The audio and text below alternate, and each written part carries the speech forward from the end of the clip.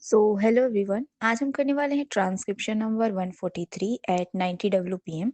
Your dictation will start in 3 seconds. 3, 2, 1.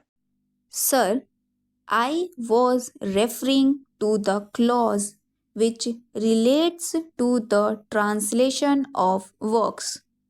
As I said, the main purpose which motivated the joint committee to make this provision was that opportunities should be given to people to take advantage of the works written in various languages.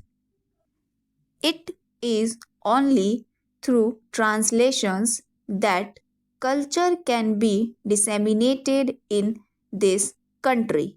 Ours is not a unilingual country, it is a multilingual country.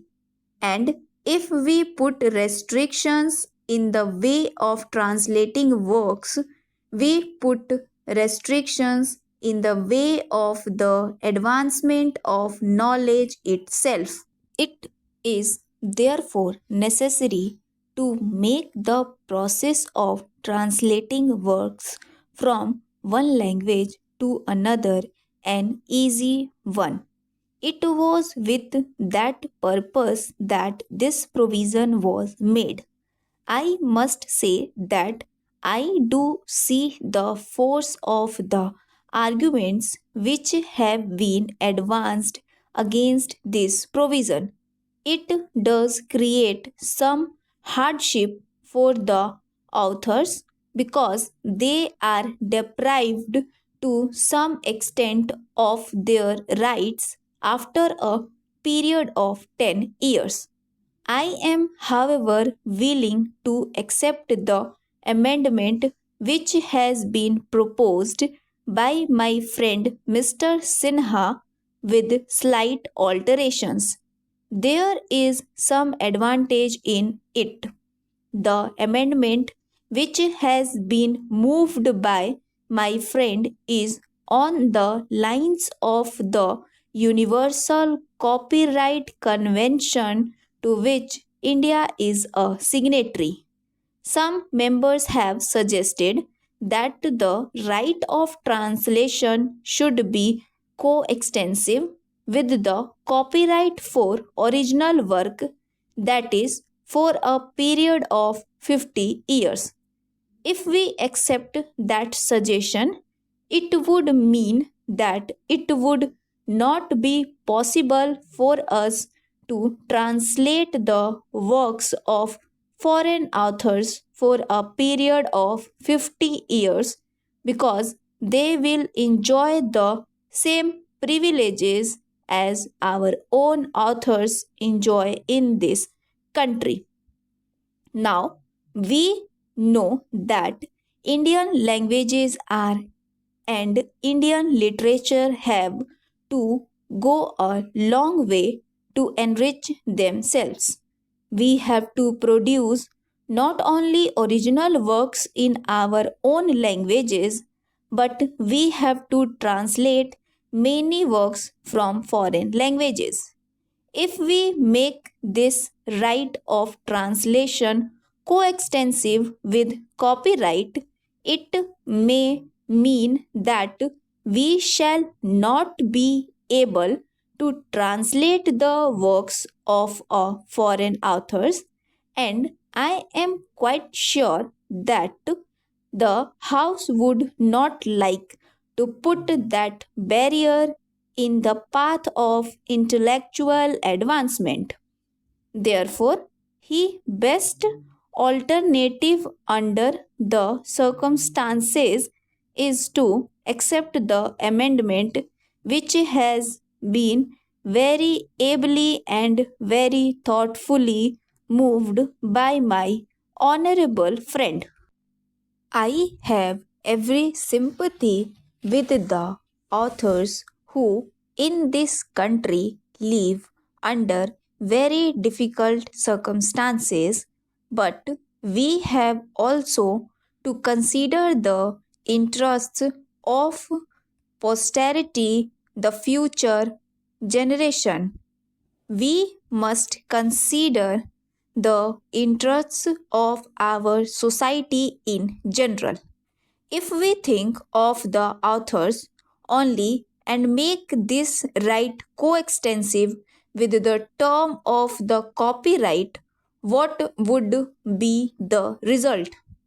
Probably the authors may gain, but it will be detrimental to the general interests of the society. I am therefore satisfied with the amendment which has been moved by my friend.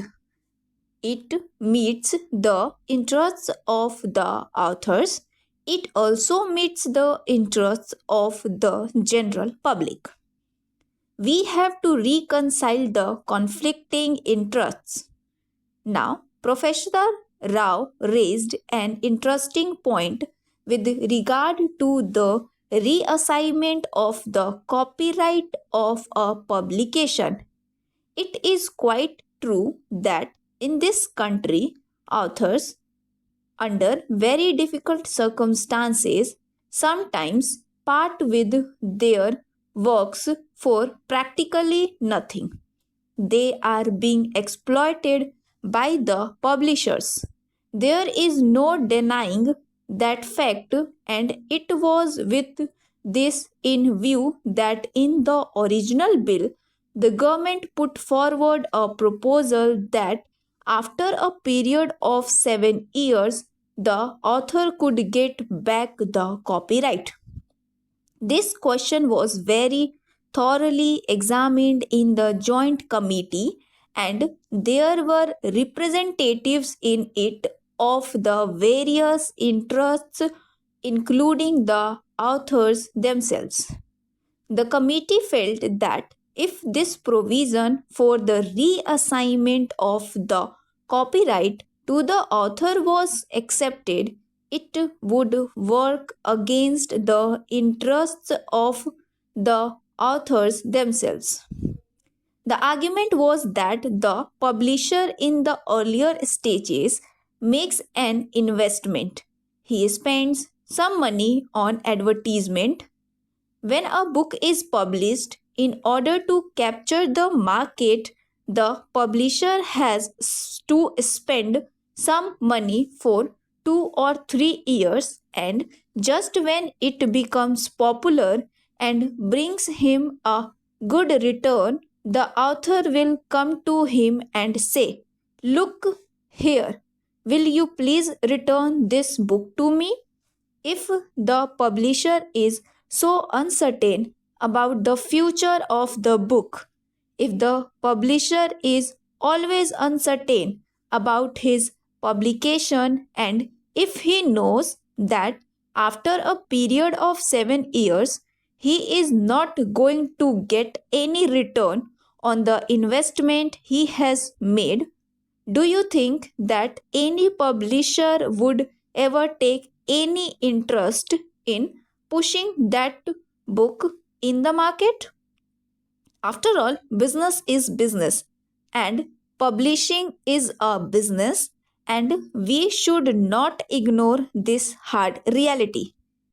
As I said, I have my full sympathies with the authors, but at the same time, we must remember that without the help of the publishers, the interests of authors will not be promoted.